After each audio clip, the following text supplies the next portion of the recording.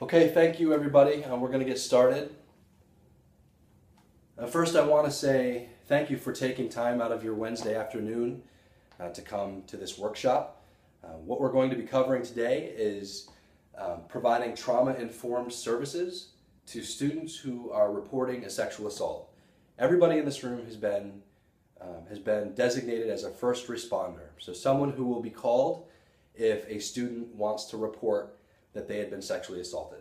I know some of you have different responsibilities. Some of you are public safety, some of you are student affairs and residence life folks, but all of this information is going to be very helpful to you when it comes to responding to students who have experienced a sexual assault or would like to report that they've experienced some kind of sexual or gender-based violence.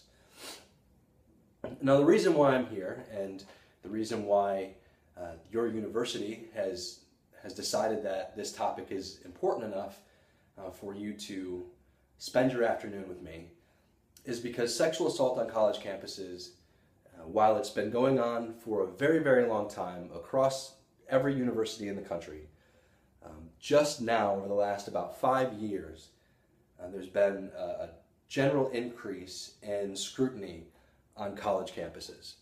And this comes from the media, it comes from Congress, the Vice President's office, the White House in general has a task force on sexual violence on college campuses, and from parents and students.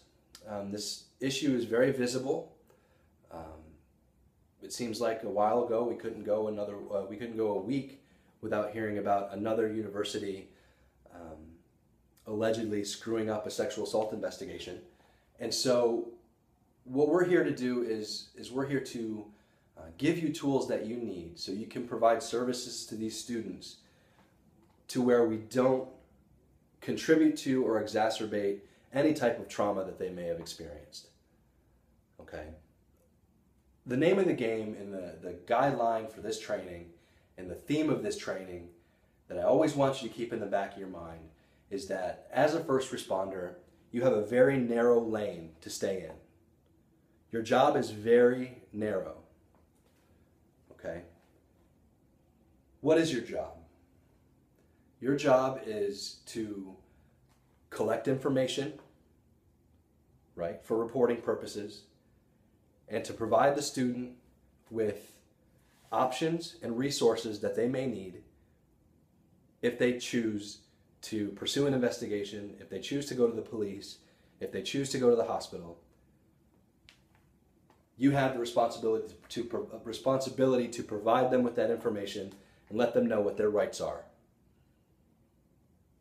That's your job. As a first responder, that's your job. Now notice that I didn't say it's your job to investigate whether or not a sexual assault took place. It's not your job to determine whether or not a sexual assault took place. It's your job to work with that student in that moment and provide them with the resources that they need. That is all. Now, before I did this presentation, I sent all of you a survey, and I asked you, what's the most concerning thing to you when it comes to working with students who are reporting a sexual assault? What are you most concerned about? And the most common answer, and this is very common across the country, but the most common answer that I received was that you're concerned about re-traumatizing someone. You're concerned about screwing it up and hurting somebody. And that's a very common feeling, and it's a valid feeling. It's a valid concern. Because we know that the experience that a student has with a first responder will predict whether or not that student will not only cooperate with an investigation, but also whether or not they will reach out to other services that they need, like counseling, medical services, things that will help them along their road to recovery. If the student has a good interaction with a first responder where they feel like they've been treated fairly, where they feel like they've been heard, then they're more likely to do those things. If they have a bad interaction with a first responder where they feel like they're being judged or they feel like they are being interrogated, then it's less likely that they'll go forward and seek out those other services. So you play a very important part. You're a part of it. You play a role. You're a role in a system that is trying to not only, hold students who commit sexual assault responsible for what they do, but to also prevent it from happening in the first place. It's a big system, and you're a part of it, but you're a very important part of it. And that's why we're here today. Do you have any questions before I outline what we're going to talk about for the rest of the afternoon? Okay. All right. Please feel free to raise your hand throughout the presentation or the workshop to ask questions. I don't mind being interrupted. I'd actually rather have a conversation and let that steer us than to stand here and talk for 3 hours. I don't like to lecture. I like to have conversations, and I think that a lot of what you have to add will be very beneficial to the other people in this room as well. So keep that in mind. For the rest of the afternoon, we're going to go through a couple things that I think will help you do your job. First, we're going to talk about what sexual assault is and how it happens most often. It's important for you to understand the dynamics of the experience that this person has gone through. How does this happen most often?